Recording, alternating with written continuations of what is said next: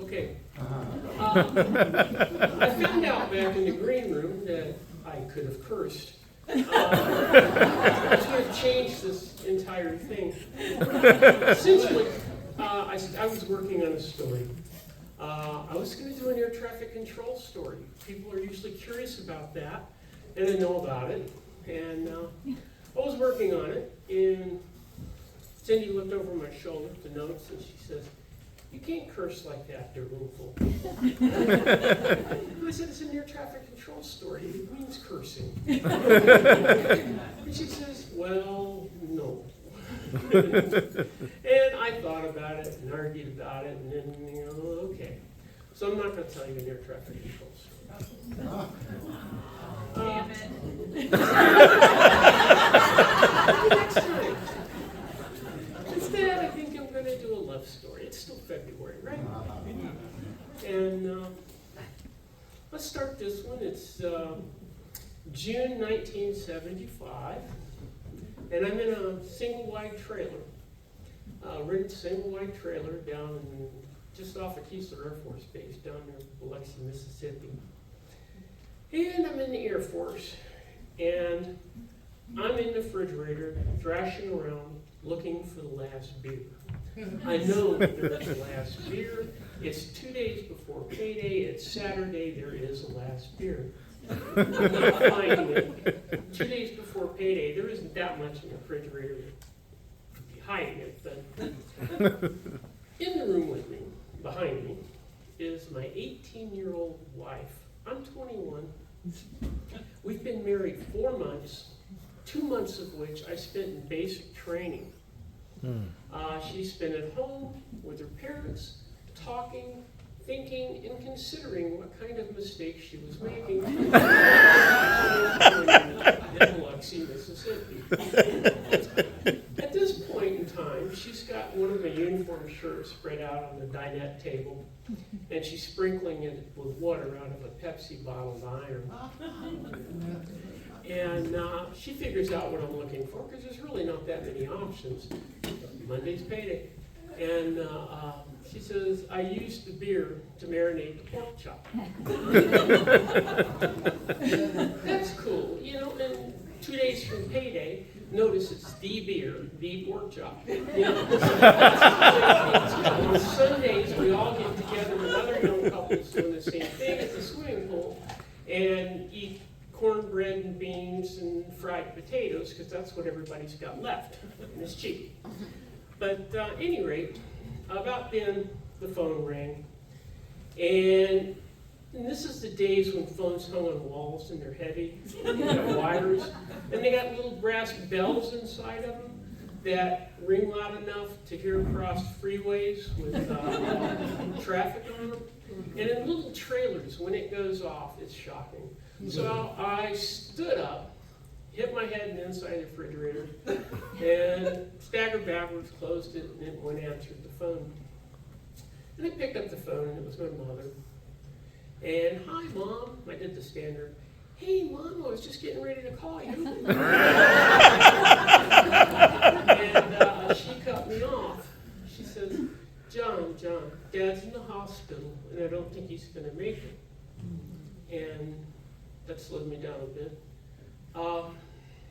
And she kept talking. "He's got tubes. He can't talk. He's got tubes in his nose, and he can't talk. You know how he likes to talk. And he can't talk. John, you got to come. You got to come down here." And I said, "Mom, I'm in the Air Force. It's Saturday. I can't get out of here. I can't go. We haven't got any money." And she says, "John, you got to come." Meantime, I hear the steam iron hit the dinette set over there.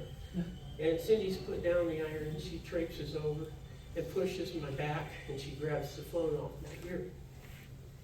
And she starts talking. She says, "Minnie, what's going on?" And I'm listening to this half of the conversation. "Is Gloria there? Okay. We'll be there tomorrow. We're going to be there, Minnie, tomorrow. Love you too. Bye."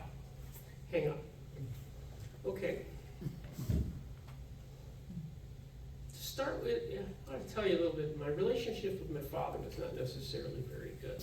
There was a lot of anger between us. alcoholism that had deteriorated significantly since he got back from Vietnam, and there was an urge in a young man to do not necessarily the right things. But my wife hung up the phone, promised we were coming. I had no idea how. And I should say a little bit about her, too. She wasn't just any other 18-year-old kid. She was a military brat. This kid had grown up Army.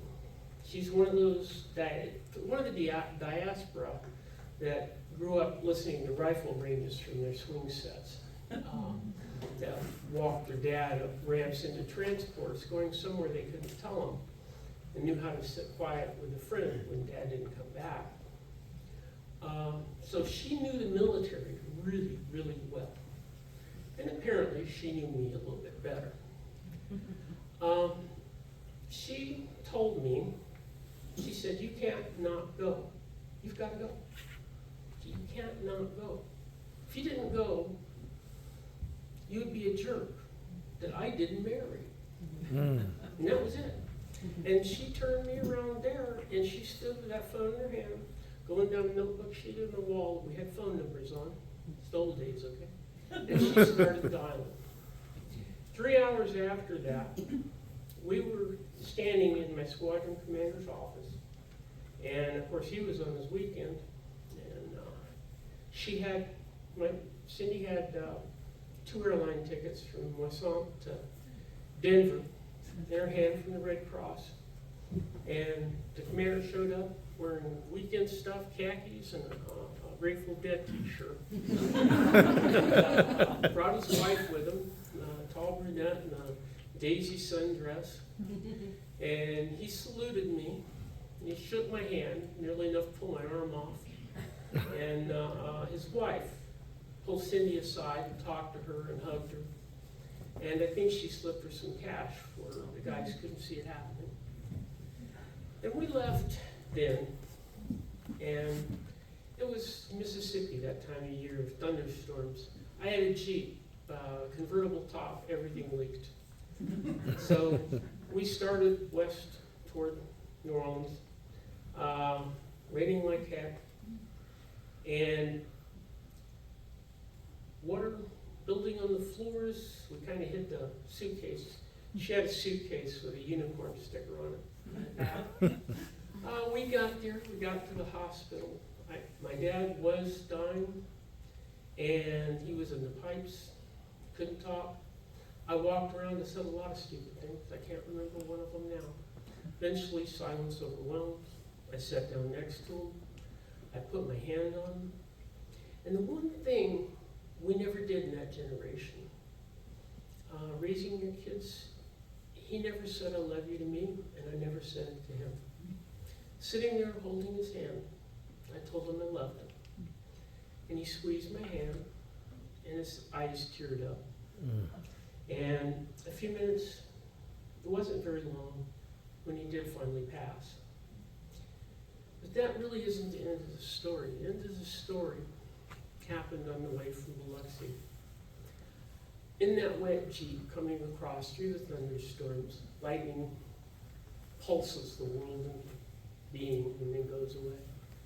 When lightning comes, I can see Cindy over there on the right side. She's leaning on the right door, singing to herself.